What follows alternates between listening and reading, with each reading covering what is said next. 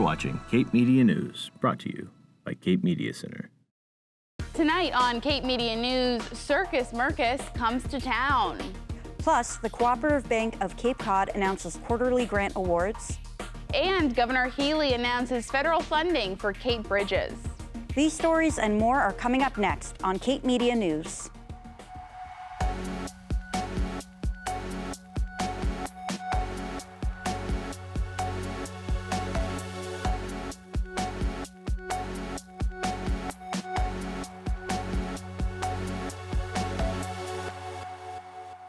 Good evening. It is July 19th, and welcome to Cape Media News, your source for hyperlocal news. I'm Lauren Williamson. And I'm Maxie Davidson.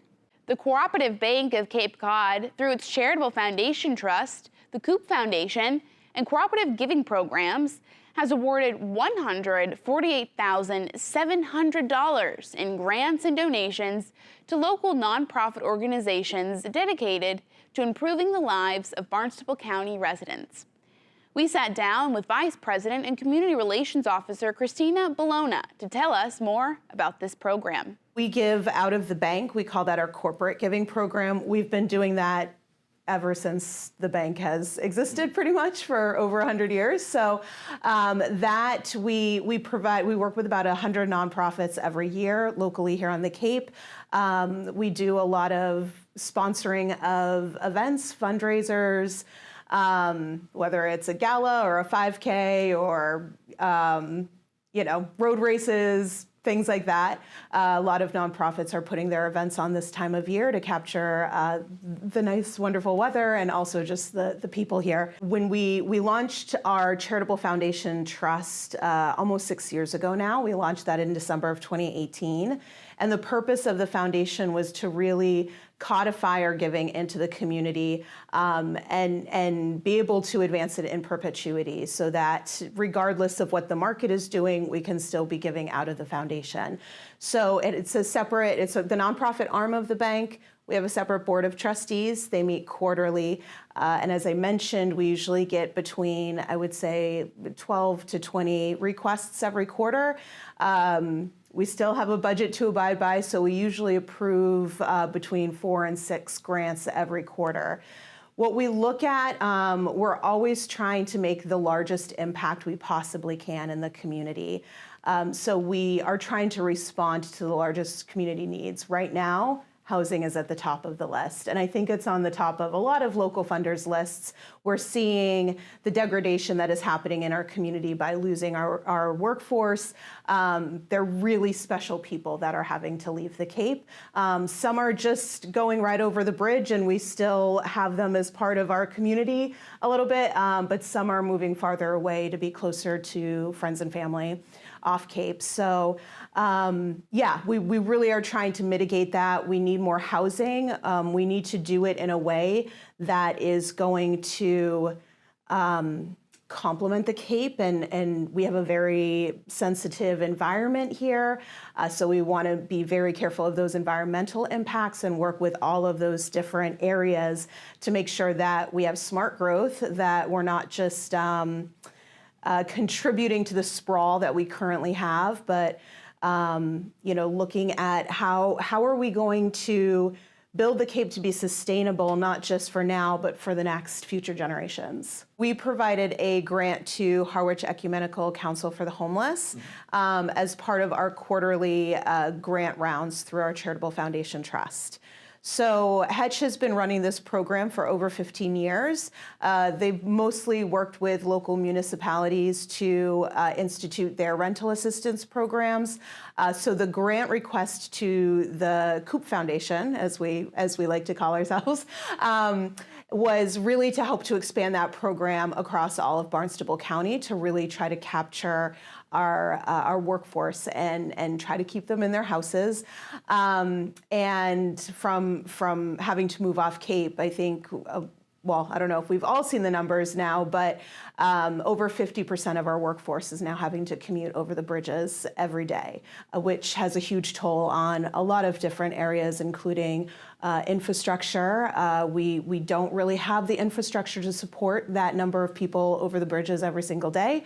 We all know the struggle with getting those bridges replaced sooner rather than later, hopefully. But also just quality of life. And these are our teachers, our firefighters, paramedics, people working in the trades and also in our service industry. We all know how important the hospitality industry here on the Cape is. So trying to keep our workforce here and thriving is really the goal of this program and really ultimately why we wanted to give the grant. So I always try to have an open door policy. I am a department of one, but I always love having conversations with our nonprofit partners and people who are engaged in community work. So my direct line is 508-568-3326. Email tends to be a little bit better, and that is cbologna@mycapecodbank.com. Give me a few days to respond, but yeah, I love being able to engage in the community.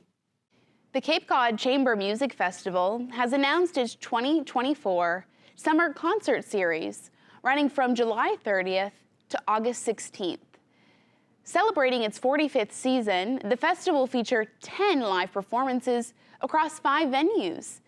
The Grammy Award-winning The Ying Quartet will be at the Chatham First Congregational Church on August 5th and at the Cotuit Center for the Arts on August 6th.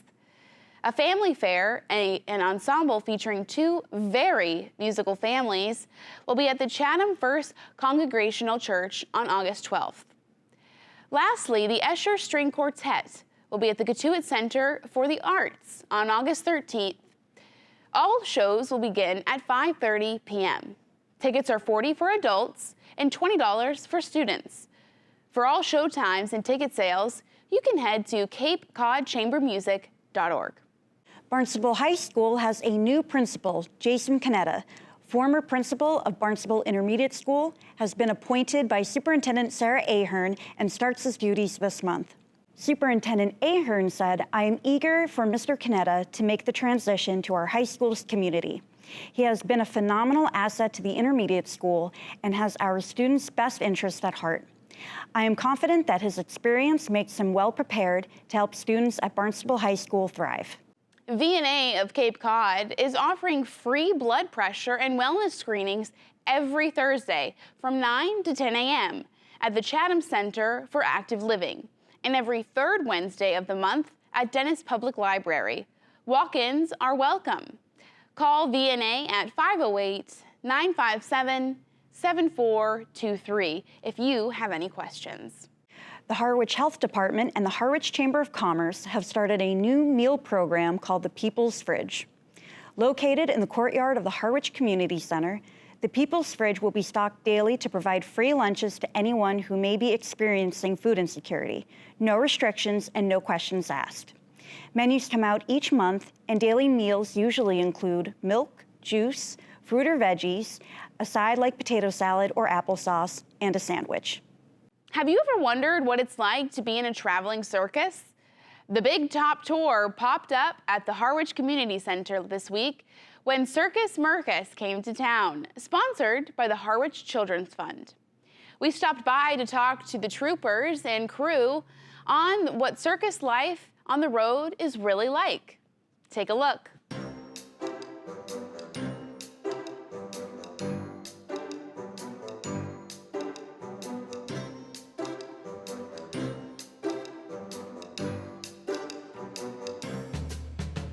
So Circus Mercus is it's a youth circus organization.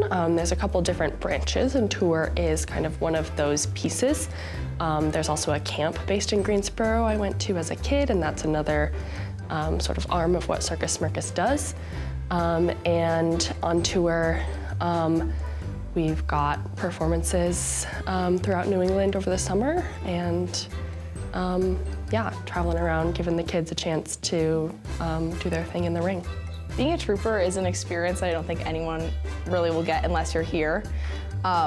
It's a very magical place. We get to learn a lot of things while performing, and also about tents, about lighting, and it's kind of this really big experience where you get to meet a lot of new people and kind of build connections in the big circus world. We're living in a community in bunkhouses, and so all the staff is on site even when they're not working, and spending a lot of time together. And I feel like it's really special just to get to know everyone in that sort of concentrated environment. It's a lot of fun to be able to see different parts of New England, because I'm also from California, so otherwise I probably would not see most of these places.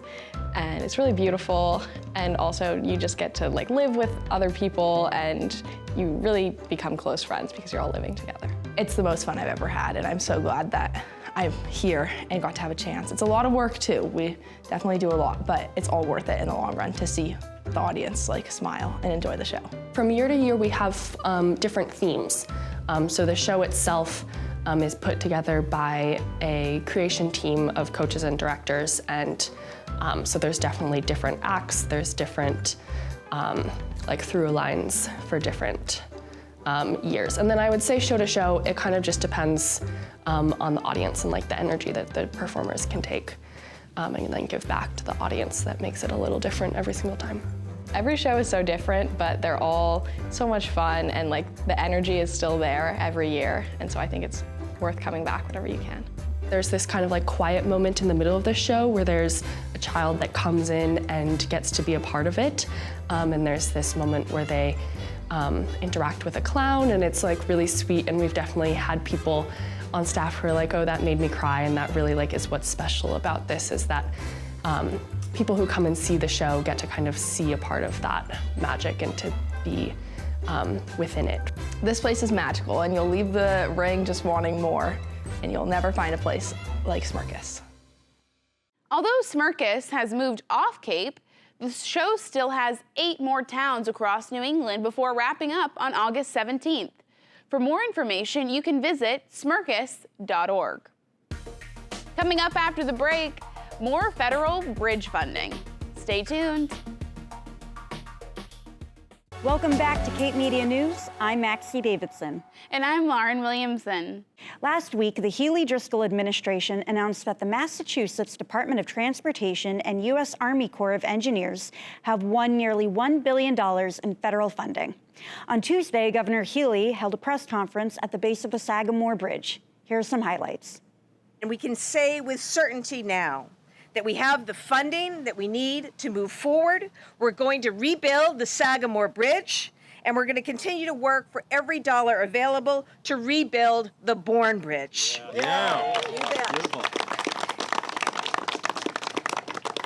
And with this, we are going to bring better transportation, more economic opportunity, and better quality of life to the Cape and Massachusetts. We're really, really excited about it. It is a big, big deal. It is a turning point, truly, in terms of sustained investments in an infrastructure whose benefits will be felt for generations, and it's a victory that we celebrate today.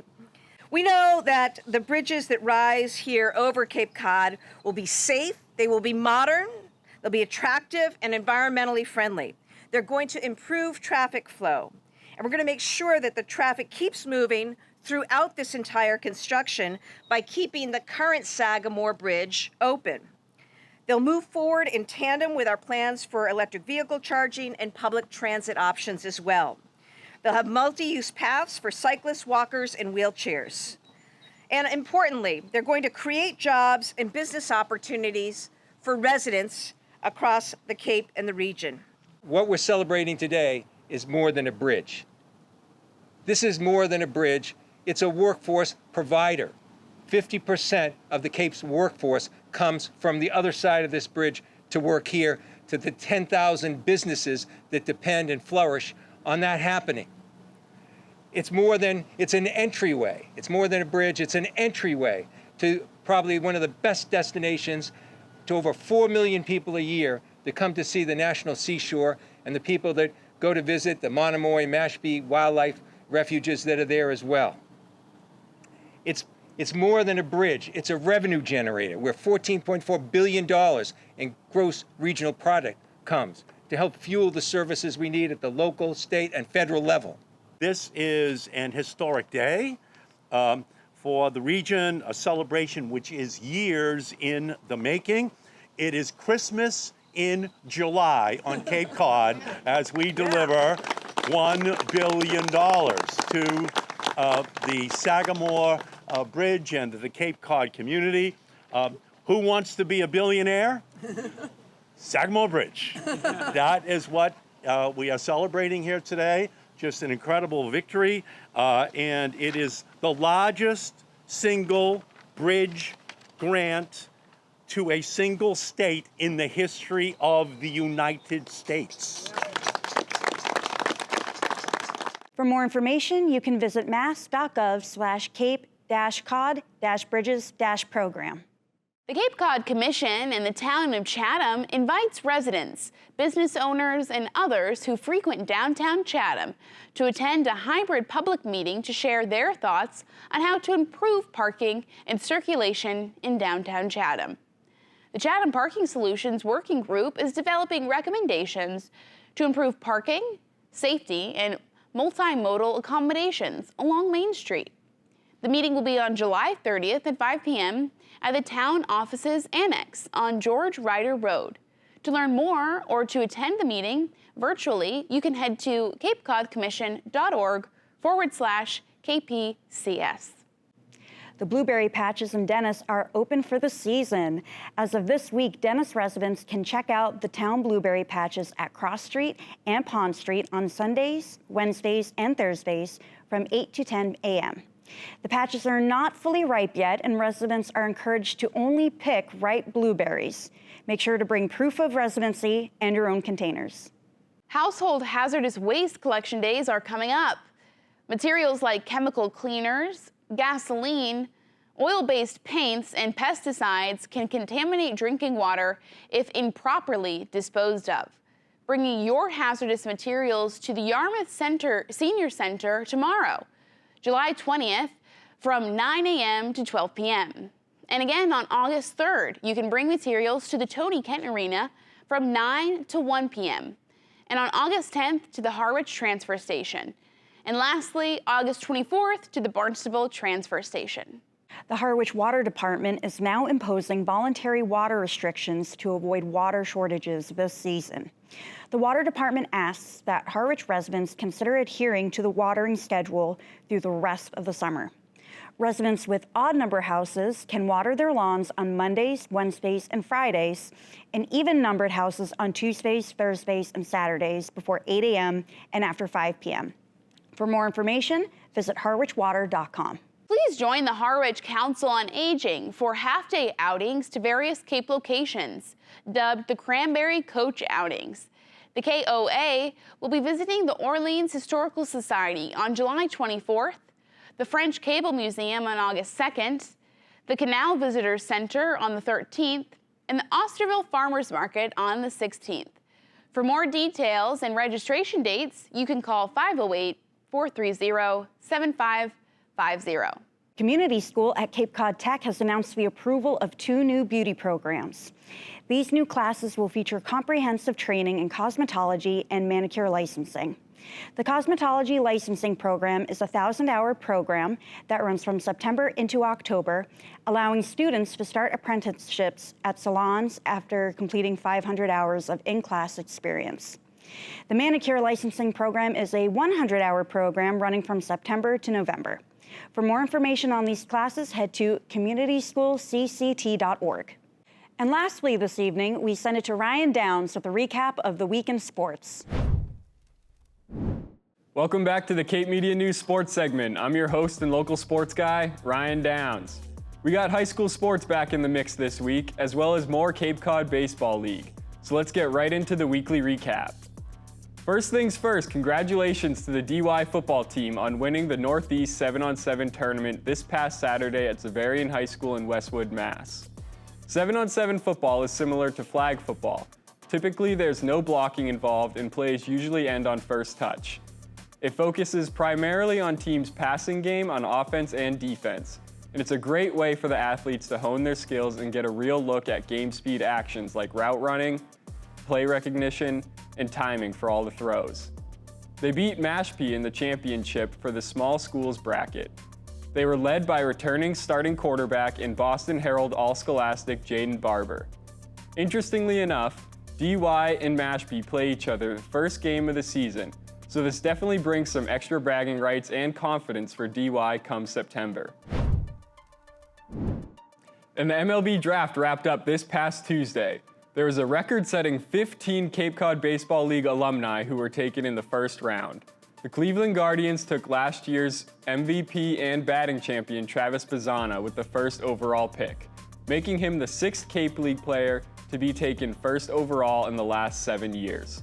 The Falmouth Commodores had 5 players taken in the first round, and the Chatham Anglers had 3. Overall, there were 197 alumni selected in the 2024 draft, making up 32% of this year's picks. Bourne and YD led the Cape League with 24 draftees each. All right, let's get into the standings and player and pitcher of the week. Starting off with the standings in the East, we have YD in first place with a 17-8-2 record. They had 2 ties this past week and currently have the highest divisional point differential at plus 32. In second place is Chatham, followed by Brewster in third. Harwich is in fourth in the East even after going 1-9 in their last 10 games. And that's because Orleans has yet to reach double-digit wins. With a record of 8-19, the Firebirds have won half of their games in the last 10, so they might be on to something. But they have their work cut out for them with the league worst negative 46 point differential. And in the West, we have a tie for first place. Cotuit has finally caught Wareham, and they both have a record of 17-9-1. Cotuit went 7-2-1 in their last 10 games and owns the tiebreaker with a point differential of plus 27, which is 16 runs higher than Wareham. Closely behind them is Hyannis in third, with a 15-11-2 record. They also have a league best plus 33 point differential, so they could surpass Wareham as well if they keep winning games.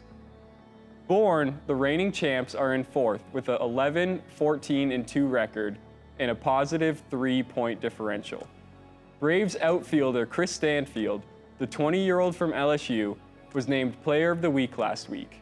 Stanfield had an outstanding week, posting a .647, .684, .941 slash line in 5 games between the 6th and 11th. He recorded 11 hits, including 2 doubles, a home run, and 6 RBIs. He also stole 6 bases and scored 4 runs. As of this morning, Stanfield has 26 hits on the season, which is the 8th best so far this summer. The last place Falmouth Commodores are the only team in the West with a negative point differential at negative 36. This past week, Commodores right-handed pitcher Gage Wood from the University of Arkansas was named Pitcher of the Week. Wood was dominant in 2 starts for the Commodores last week. Across a total of 11 innings, he allowed just 1 run. During the stretch, Wood posted an ERA of .84, a .73 whip, and a .132 batting average against. In 5 innings against the Chatham Anglers, he struck out 9, and in 6 innings against the Wareham Gatemen, he struck out 6. Wood sits first in strikeouts with 29 and second in qualified ERA at 1.42. He has pitched effectively in all 19 innings through his 6 appearances, giving up only 3 total runs. Entering his next start, he'll have a 13.7 strike per 9 innings ratio. Looking ahead to next week, the Cape League All-Star Game presented by Milton Cat will take place on Saturday the 27th at 6:05 p.m. at Gov Fuller Field, the home of the Falmouth Commodores. The gates open at 1:30 p.m. and the annual All-Star Autograph Session starts at 2 p.m. At 4 p.m., some of the Cape League's top sluggers will participate in the annual Home Run Derby. There were more than 6,000 fans that flocked to White House Field in Harwich last July for the 2023 All-Star Game, so plan ahead. Tickets for this year's edition cost $10 and will be available for online purchase via the Cape Cod Baseball League store. Tickets will also be sold on-site the day of the game. Fans 12 and under are admitted free. That's it for this week's sports update. Back to you, Lauren and Maxie. Thank you for joining us this evening. If you have a story that you would like to see covered, send us an email at newstip@capemedia.org. Tune in every week for more hyperlocal news that matters on Channel 26, Apple TV, Roku, and Fire TV. Be sure to follow us on all of our social media, including Facebook, YouTube, and TikTok. For Cape Media News, I'm Lauren Williamson. And I'm Maxie Davidson.